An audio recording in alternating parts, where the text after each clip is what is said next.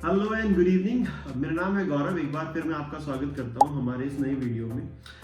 Finally wait is over और आज NTA ने एक पब्लिक नोटिस अपनी वेबसाइट पे जारी कर दिया है, जिसके तहत उन्होंने सारी इन्फॉर्मेशन दे दी है कि नीट 2025 का एग्जाम कब होगा, क्या मॉड्यूल रहेगा और कितनी फीस होगी।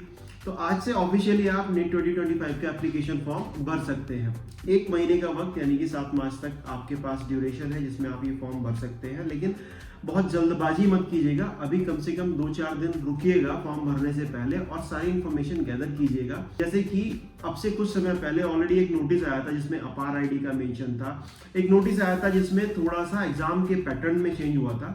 वो सभी इंफॉर्मेशन इस पब्लिक नोटिस में ऑलरेडी उन्होंने ब्रीफली मेंशन की है। मैं आपको बता देता हूँ किन किन चीजों का आपको ध्यान रखने की जरूरत है जब आप नीट का फॉर्म भरते हैं, क्योंकि हर साल बहुत सारे बच्चे डिस्क्वालीफाई हो जाते हैं इन सभी गलतियों की वजह से और चैलेंजेस फेस करते हैं। हालांकि करेक्शन विंडो खुलती है, लेकिन उन करेक्शन विंडो के में भी कुछ चीजें ऐसी होती हैं जो आप चेंज नहीं कर सकते, जैसे कि आपका ईमेल आईडी, आपका फोन नंबर, ये वो इंफॉर्मेशन है जो आप बाद में चेंज नहीं कर सकते। तो आपको बहुत ध्यान रखना पड़ेगा जब आप अपना फॉर्म भर रहे हैं, तो आप वही नंबर यूज करें जो प्रॉपर्ली आपके पास एक्टिव हो और एक्सेसिबल हो। देन आपकी ईमेल आईडी वर्किंग कंडीशन में होनी चाहिए, वो ईमेल आईडी पे आपको ईमेल आ सके, क्योंकि जो भी कम्युनिकेशन अभी पिछले कुछ समय से एनटीए कर रही है, चाहे वो स्कोर कार्ड से रिलेटेड हो, चाहे वो आपकी आंसर की से रिलेटेड हो या फिर आपके रिजल्ट से रिलेटेड हो, वो पहले पॉइंट ऑफ कांटेक्ट ईमेल पे ही रखे जाते हैं। तो आपको ध्यान रखना है कि आपकी ईमेल आईडी प्रॉपर और एकदम सही होनी चाहिए। अपार्ट फ्रॉम दिस, जैसा कि एंटिसिपेटेड था, फर्स्ट वीक ऑफ मे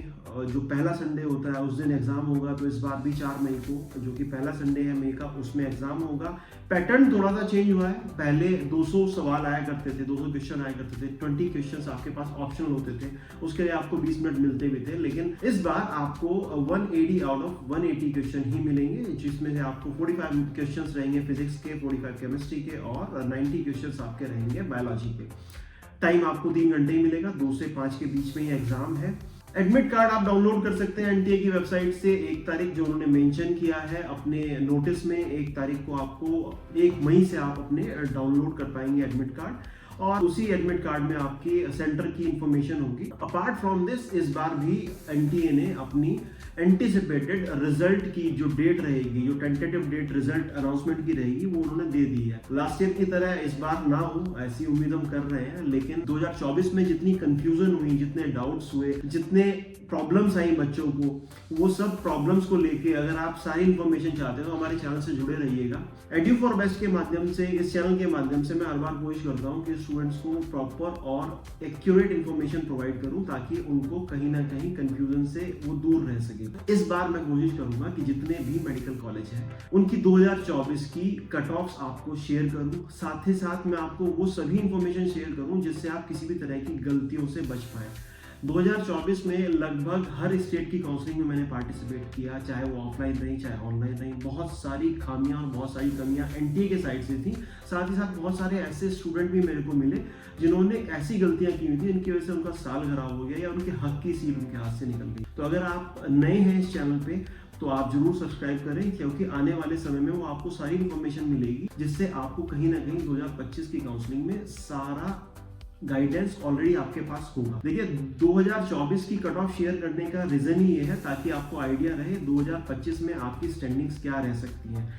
जब भी हम किसी भी कॉम्पिटिटिव एग्जाम की रैंकिंग डिसाइड करते हैं या फिर किसी भी एग्जाम की तैयारी करते हैं, तो डेफिनेटली पिछले 3-4-5 साल के एग्जाम पेपर उठा के उनकी तैयारी करते हैं। सेम थिंग हम काउंसलिंग में भी करते हैं। जो रुझान रहते हैं कट ऑफ के, उसी रुझान के तहत आपको अगले साल की कट ऑफ भी देखने को मिलती है। अगर आप इस चैनल से जुड़े रहेंगे तो मैं ये श्योरिटी आपको दे सकता हूँ कि आप उन गलतियों से बच जाएंगे जो गलतियां बच्चे करते हैं और करियर में 1 साल अपने आप को पीछे कर लेते हैं। क्योंकि अगर आप दूसरों की गलतियां सीख जाएंगे तो शायद अपने लिए आप एक बेहतर ऑप्शन क्रिएट कर पाएंगे। अब मैं आपको इन्फॉर्मेशन दे देता हूँ नोटिस के बारे में, क्या क्या नोटिस में मेंशन है। ऑलरेडी जितने भी सेंटर्स हैं, ये एग्जाम सभी मेडिकल इंस्टीट्यूशन के लिए, सभी मेडिकल कोर्सेज के लिए होता है, जिसमें बीएमएस, यूनानी और आपका बीडीएस, एमबीबीएस, साथ साथ नर्सिंग कोर्सेज और आर्म फोर्स की नर्सिंग कोर्सेज के भी सारे कोर्सेज आते हैं। फीस जो रहेगी फॉर्म की आपकी जनरल कैटेगरी के लिए 1700 है एज यूजुअल, ईडब्ल्यूएस और ओबीसी एनसीएल के लिए 1600 है और एसटी एससी और थर्ड जेंडर कैटेगरी के लिए ये 1000 रुपीज है। अपार्ट फ्रॉम दिस, अगर आप आउटसाइड इंडिया अपना सेंटर रखते हैं, आउटसाइड इंडिया से हैं, तो आपकी फीस रहेगी 9500 rupees. Announcement of cities will be on 26 अप्रैल। 26 अप्रैल को आपको इन्फॉर्मेशन मिल जाएगी कौन कौन से एग्जाम सेंटर किस किस सिटीज में पढ़ रहे हैं। 1 तारीख से अपना आप एडमिट कार्ड डाउनलोड कर सकते हैं। जैसा मैंने बताया, एग्जामिनेशन का ड्यूरेशन 180 मिनट यानी कि 3 घंटे, 2 से 5 के बीच में एग्जाम रहेगा। हालांकि आपको सेंटर पे 11 बजे तक पहुंच जाना है। ये बहुत सारी फॉर्मेलिटीज, डॉक्यूमेंटेशन, कई बार बच्चे कंफ्यूज रहते हैं सेंटर्स को लेके जब नई सिटीज में पढ़ते हैं, तो कोशिश कीजिएगा आप थोड़ा जल्दी ही पहुंचे। Apart from this, website mention है जहां से आप सारी इंफॉर्मेशन गैदर कर सकते हैं।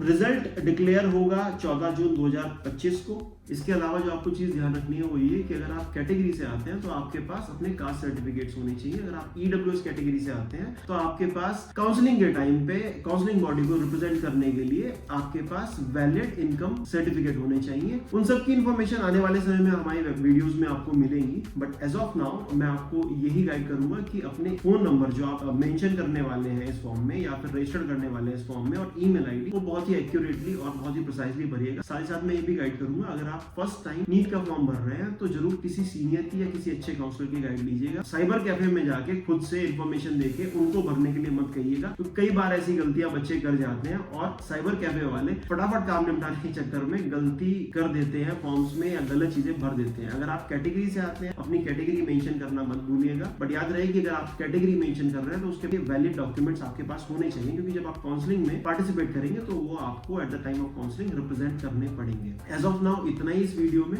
जैसे कि मैंने बताया, आप जुड़े रहिए हमारे चैनल से। आने वाले समय में आपको सारी इंफॉर्मेशन मिलेगी regarding exam, regarding counselling, regarding cut off, जो भी आपके कंसर्न और क्वेश्चंस रहेंगे जहां पे हम आपको हेल्प कर सकते हैं, हम आपको हेल्प करने की पूरी कोशिश करेंगे।